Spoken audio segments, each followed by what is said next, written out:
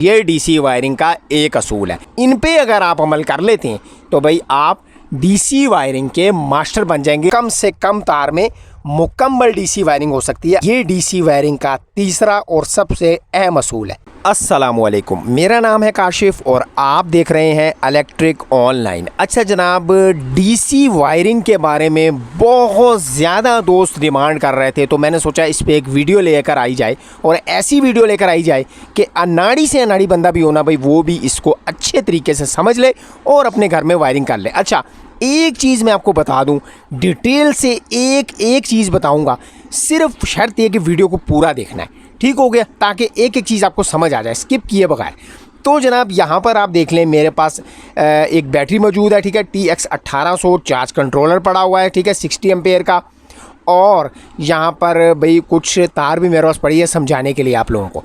2 से 3 बातें DC wiring में इतनी इम्पोर्टेंट है ना, इतनी अहमियत के हामिल है, अगर आपने उसको जो है ना वो अवॉइड किया, उसको दरगुजर किया, तो भाई समझ लें आपके पैसा लगाने का सोलर सिस्टम पे डीसी जो है ना वो उसका कोई भी फ़ायदा नहीं होने वाला। तो यहाँ पर देख लें। अच्छा, एक चीज़ और बता दूँ आपको, यहाँ पर भाई मैं लास्ट में पेपर वर्क के ज़रिए भी आपको समझाऊंगा। कई दोस्त कहते हैं, डिमांड करते हैं, काशिफ भाई पेपर वर्क भी समझाया करें, हमें समझ आ जाए। बाय द वे एक और चीज़ बता दूँ फिर शुरू करते हैं। अगर आपने एसी वायरिंग यानी कि घर की जो वायरिंग होती है उसमें भी इंटरेस्ट है ना, तो भाई ऐसे ऐसे कोर्स बनाए हुए ना, आप बस जाके सिर्फ देख लें, आप यकीन करें, दुआएं देंगे, गारंटी मैं देता हूँ आपको, आप इलेक्ट्रिशियन उस्ताद बन जाएंगे। अच्छा जी, यहाँ पर डीसी वायरिंग के शुरुआत कर लेते हैं। सबसे पहले जो आपने इसमें जो मद्देनज़र रखने वाली बात है, इम्पोर्टेंट वाली बात है, वो है इसकी वायरिंग, ठीक है। देखें, अब एसी वायरिंग यानी कि आम नॉर्मल जो घरों में वायरिंग होती है ना, उसका तो आपको पता है, जब हम वायरिंग कर रहे होते हैं तो क्या करते हैं, जो न्यूट्रल सारी जगह पे कॉमन हो जाती है और हर एक चीज़ की यानी कि सेवर हो गया, ठीक है, पंखा हो गया, लाइटें हो गई, या कुछ भी हम जिसकी वायरिंग कर रहे हैं उसकी एक एक तार नीचे लाते हैं, ठीक है। बाकी जो दूसरी तार होती है न्यूट्रल, वो सब की कॉमन हो जाती है पूरे घर में, ये ठीक है। रूम की कॉमन होती है, फिर एक रूम की दूसरे से कॉमन होकर आती है, यानी कि हर एक रूम से एक एक तार निकलती है, हर एक चीज़ की नहीं लानी पड़ती। लेकिन यहाँ पर सिचुएशन कुछ अलग है, डीसी वायरिंग बिल्कुल ही अलग है। कैसे? अब यहाँ पर देखें, मैंने तारें रखने का मकसद क्या है नीचे, ताकि आपको समझ आ जाए। अगर आपने बल्ब लगाना है, पंखा लगाना है, ठीक है, या एयर कूलर लगा रहे हैं, सब की दो तारें अलग अलग लानी है चार्ज कंट्रोलर के पास, और ला के कहाँ लगानी है ये आपको नज़र आ रहा होगा, साइड पे लोड का ऑप्शन होता है, चार्ज कंट्रोलर के अंदर लगा सकते हैं। अगर ये वाला चार्ज कंट्रोलर नहीं है, MPPT है, तो भाई आप डायरेक्ट बैटरी पे आके लगाएंगे। यानी कि सीधे लफ्ज़ों में मैं आपको बताऊं, डीसी वायरिंग का पहला असूल है कि आपने हर एक चीज़ की दोनों तारें यानी कि प्लस माइनस, काली और लाल, बैटरी तक लाजमी लानी है। अब यहाँ पर बहुत सारे दोस्त शिकायत करते हैं, भाई पंखा हवा ही नहीं दे रहा, हम डीसी पंखे के साथ कोई अच्छा तजर्बा नहीं रहा। तो जनाब यहाँ पर मैं आपको बता दूं कि डीसी फ़ैन की वायरिंग जो है ना वो रीढ़ की हड्डी है। यानी कि अगर आप इसमें तार पे कॉम्प्रोमाइज़ करते हैं ना, जैसे मैंने आपको बताया, कई दोस्त क्या करते हैं, एक ही तार डाल देते हैं, वो कहते हैं काशिफ भाई ये तो बहुत मोटी तार है, तो हमने तो मोटी तार डाल दी। तो भाई यहाँ पर मोटी तार का बात नहीं हो रही, यहाँ पर हो रही है हर एक चीज़ की आपने तार जो है ना वो अलग अलग लानी है बैटरी तक। फिर अगर आप एक मोटी डाल देते हैं ना, जब आप बल्ब चलाएंगे, पंखा चलाएंगे, तो वो फ्लक्चुएट होगा, उसको स्पार्किंग होगी, यानी कि कमज़ोर होगा, एम्पेयर पूरे नहीं मिलेंगे और आपकी वायरिंग करने का कोई फ़ायदा नहीं होगा। बल्ब की लाइट भी कम होगी, पंखा भी हवा कम देगा, आस्ता चलेगा।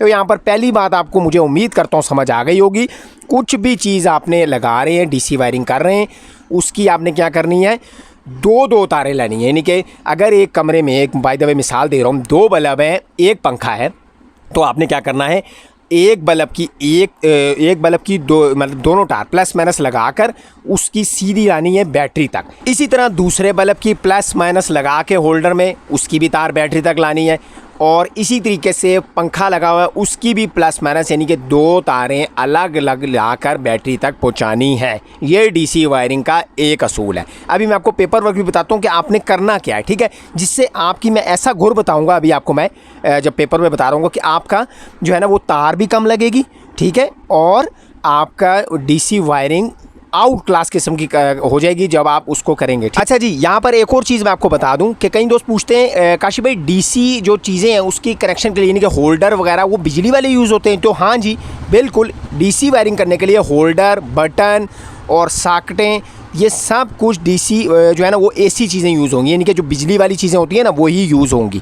ठीक हो गया, तो यहाँ पर बात आपको अच्छे से समझ आ गई। पहला असूल ये था। दूसरे असूल पे अगर मैं आ जाऊँ, कई दोस्त मेरे क्या करते हैं कि डीसी चीज़ों पे ख़र्चा करके उसके बाद तारें जो है ना वो सिल्वर में ले आते हैं या पतली ले आते हैं। तो जनाब दूसरा अहम असूल है ये कि वायरिंग जब भी आपने डीसी करनी है आपने क्या करना है, कॉपर वाली तार लगाएं। यहाँ पर कई दोस्त पूछते हैं कि भाई बल्ब के लिए कौन सी तार यूज़ करें, पंखे के लिए कौन सी यूज़ करें। तो देखें जनाब, बल्ब के लिए आप 2 mm की तार यूज़ कर सकते हैं और पंखे के लिए 4 mm की तार यूज़ कर सकते हैं, जो कि आपका AC DC फ़ैन है या सिर्फ DC फ़ैन है।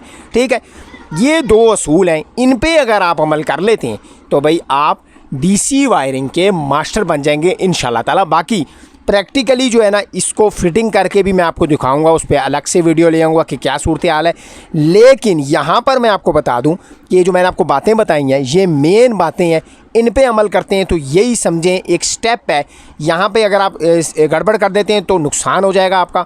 अगर यहाँ से अच्छी शुरुआत करते हैं तो इंशाल्लाह ताला डीसी वायरिंग आप चुटकियों में कर सकते हैं।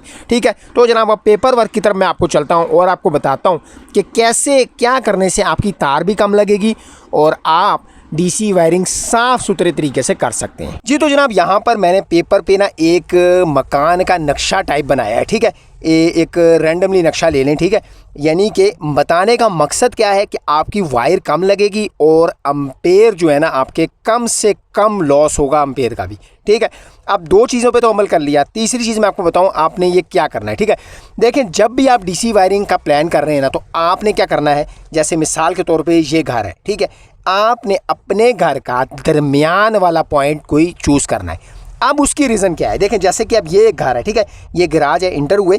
ठीक है, कमरा, यहाँ पर कमरा, किचन, बाथ। अब कई दोस्त क्या करते हैं एक रूम में ये सारा सेटअप लगा लेते हैं, जो कि बिल्कुल गलत है। ठीक है, मैंने अपनी आंखों से देखे ऐसे सिस्टम के अम्पेयर लॉसेस इतने हो रहे होते हैं और वायर का बेतहाशा नुकसान। तो आपने क्या करना है, अच्छा मैं आपको बताता हूँ। पहले क्या करते हैं, कई दोस्त कहते हैं भाई हमने एक रूम में ये पूरा सेटअप लगा लिया है। अब उससे नुकसान क्या है, नुकसान ये है कि यहाँ पर जब आपका पूरा सेटअप यहाँ पर मौजूद होगा ना तो इधर से देखें, यहाँ से इस कमरे तक वायर जाते जाते ठीक ठाक तार लगेगी और इस रूम का और यहाँ पर भाई गैराज का जो सेटअप होगा वो बिल्कुल भी ठीक नहीं चलने वाला, अम्पेयर लॉसेस हो जाएंगे। ठीक है, तो आपने क्या करना है, दरमियान मिड वाली जगह ढूंढनी है पूरे घर की। वो कैसे, जैसे अब ये घर है एक, तो इसका मिड जो बन रहा है ना वो देखें यहाँ पर बन रहा है। ये देखें, अगर यहाँ पर पूरा अपना सोलर सेटअप का चीज़ें रखेंगे, चार्ज कंट्रोलर, बैटरी वगैरह जो भी है, तो इससे क्या होगा, देखें एक तो वायरिंग कम से कम, देखें इस रूम में तार कम से कम लग रही है, किचन में कम से कम, इसी तरह से बाथरूम में कम से कम, और यहाँ से गैराज में तो आई हुई है और इस रूम में भी कम से कम। यहाँ पर देखें एक दरमियान का जंक्शन बन जाएगा और कम से कम तार में मुकम्मल डीसी वायरिंग हो सकती है आपके घर की। जबकि जैसा कि मैंने आपको बताया, कई दोस्त कहते हैं भाई हमने फलां इस रूम में यहाँ तो रख लिया, तो देखें इस रूम का तो यहाँ पर काम चल जाएगा, लेकिन इस रूम में तार आते आते लंबी तार हो जाएगी, किचन में जाएगी बहुत लंबी हो जाएगी, इसी तरह बाथरूम में लंबी हो जाएगी, गैराज में। तो भाई घर का मिड ढूंढना है, ये डीसी वायरिंग का तीसरा और सबसे अहम असूल है। तो जनाब मुझे पूरी उम्मीद है ये आपको समझ में आ गई होगी जो मैंने आपको तीसरे वाला असूल बताया, यानी कि आप अगर डीसी वायरिंग कर रहे हैं या की हुई है और वो सही नहीं चल रही तो आप अपना बैटरी वगैरह, चार्ज कंट्रोलर वगैरह का सेटअप जो है वो कोई घर का दरमियान वाला हिस्सा ढूंढें, वहाँ पर रखें और वहाँ से वायरिंग करें पूरे कमरों वगैरह। और घर की वायरिंग का साइज़ भी मैंने आपको बता दिया है, कौन सी तार इस्तेमाल करनी है और हर एक चीज़ की अलग अलग तार लानी है वो भी मैंने आपको बता दिया है। वीडियो को बस आप कंप्लीट देख लें, डीसी वायरिंग से रिलेटेड आपको इंशाल्लाह ताला कोई भी मसला नहीं आने वाला। अगर फिर भी कोई डीसी वायरिंग से रिलेटेड आपका सवाल है कोई, को कमेंट सेक्शन में आप कर सकते हैं। मैं पूरी कोशिश करूंगा आपको उसका जवाब देने की और आपकी मुश्किल को आसान करने की, अल्लाह के हुक्म के साथ। तो पूरी उम्मीद है आज की वीडियो से आपको कुछ ना कुछ सीखने को ज़रूर से मिला होगा। वीडियो अगर अच्छी लगी, कुछ सीखने को मिला तो वीडियो को लाइक ज़रूर कीजिएगा। चैनल पर अगर फर्स्ट टाइम आए हैं, फर्स्ट टाइम ये वीडियो देख रहे हैं तो चैनल को सब्सक्राइब किए बगैर इस चैनल से बिल्कुल नहीं जाना, सब्सक्राइब लाजमी से बनता है। मिलते हैं इंशाल्लाह ताला इसी तरह किसी नई वीडियो नए टॉपिक के साथ। तब तक के लिए मुझे दीजिए इजाज़त। अल्लाह हाफिज़।